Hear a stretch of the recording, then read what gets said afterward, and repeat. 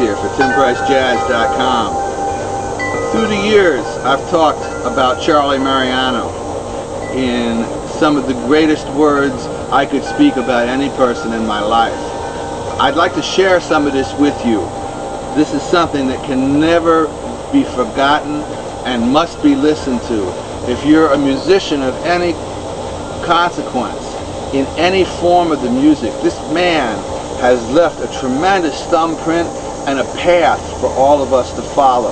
When I was 17 years old, I went to Berklee School of Music. It was called School of Music then, with the intention of studying with Charlie. I had no idea what I would be getting. And I am sure that a lot of people, when they ran into Charlie face to face, had no idea of the velocity that this guy had.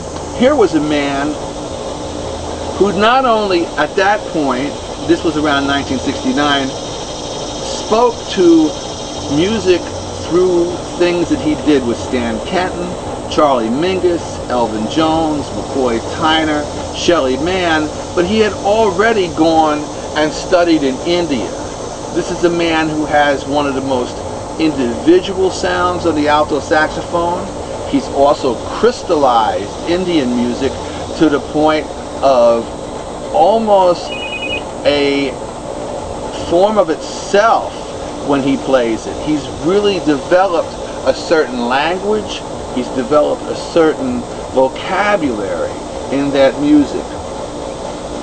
When I first met Charlie, Charlie didn't teach privately. He had gotten tired of teaching privately because a lot of people weren't practicing. And his patience level with people who weren't doing what they were supposed to do, let's say, was pretty interesting.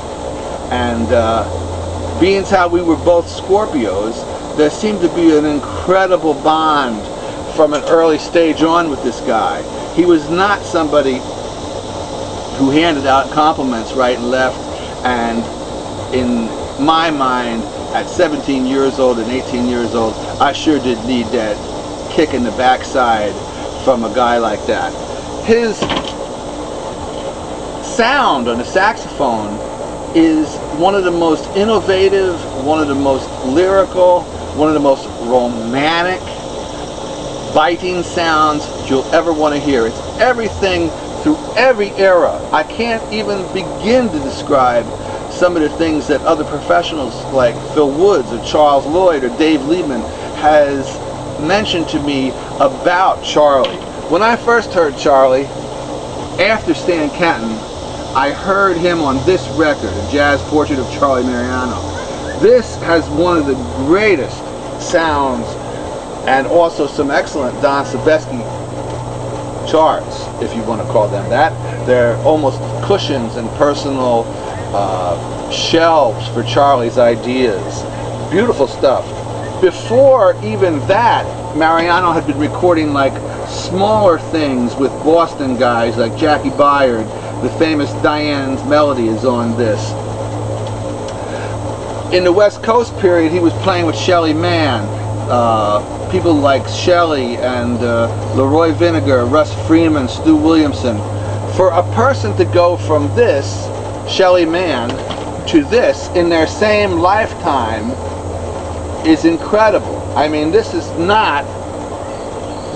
from era to era. And he did this with style, class, and sophistication. He also did it with knowledge, and he also did it with passion. At the same time, Charlie, at the time he was teaching at Berklee and I was there, completely got to the point where he could cut the United States loose and pursue almost a second career in Europe. And I think that's where a lot of the music really started to take hold. Why he sounded so good when he worked with Eberhard Weber, why he sounded so good when he played with the Europeans, is because his roots was coming from a very substantial, grounded set of musics, in addition to studying with people like Joe Viola when he was young, into the Indian culture. Also, he was a world traveler.